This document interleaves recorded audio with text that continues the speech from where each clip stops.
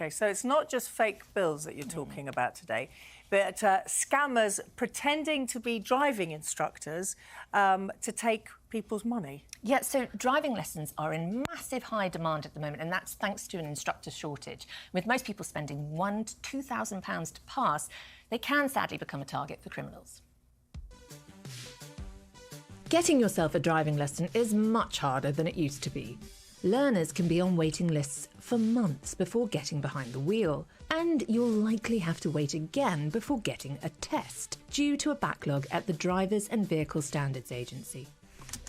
It was not like that when I learnt to drive. My biggest challenge was parallel parking. But these delays and the backlog in the system is not only irritating, but it's providing fertile ground for fraudsters.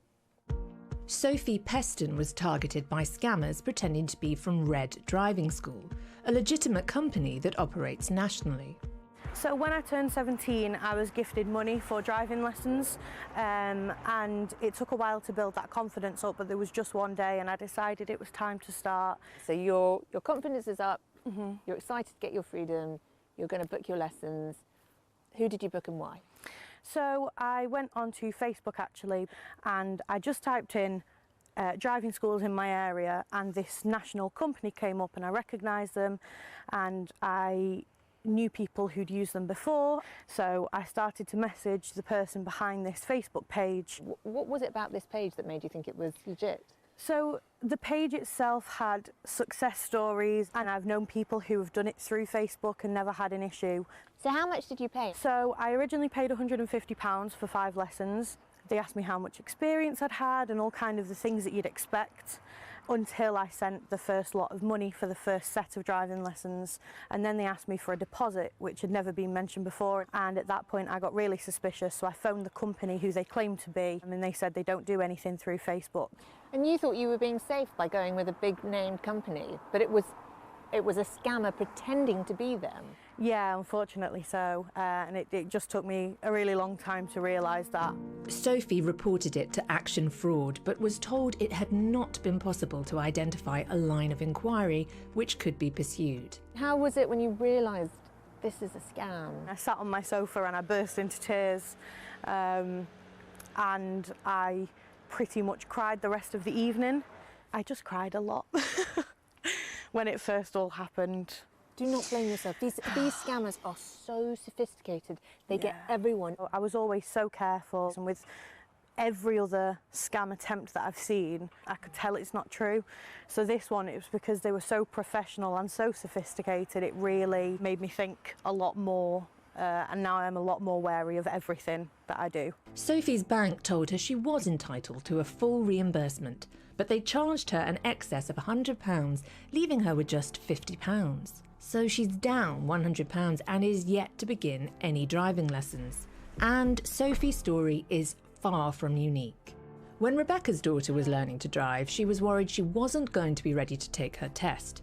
So she looked online for some extra help, as she explains, over a somewhat shaky internet connection. She went onto Facebook, onto UK Driving Tuition, and she, via Messenger, had messaged them, and they were like, yeah, we can do all that. They said they cover all of UK and that they'd find an instructor in our area to come. This is all new to me because I've never booked something like this over Facebook, but it seems to be the thing that everyone younger than me does.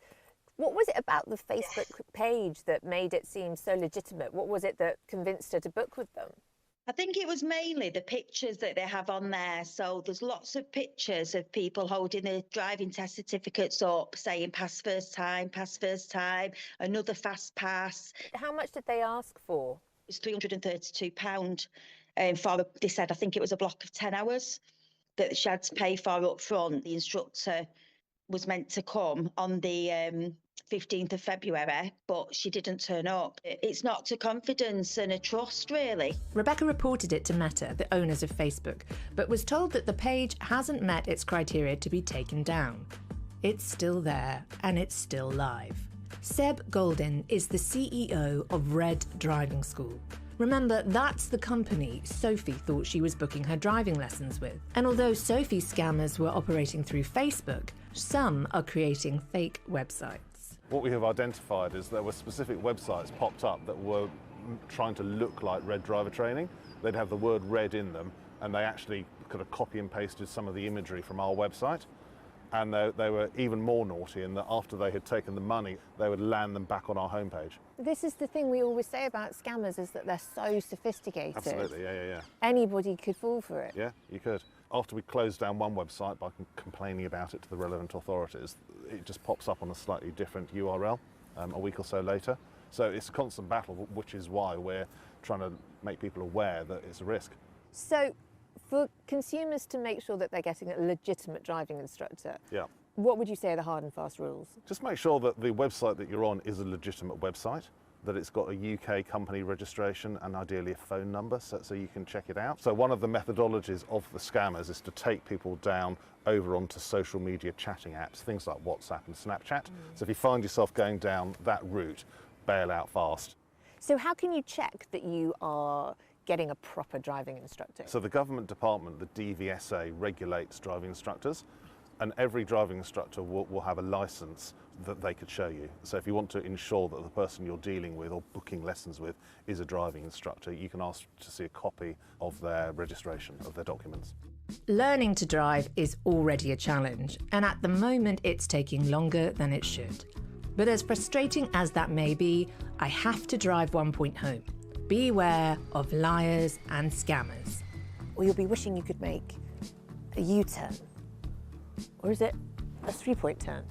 But that's a parallel park. I could never do those.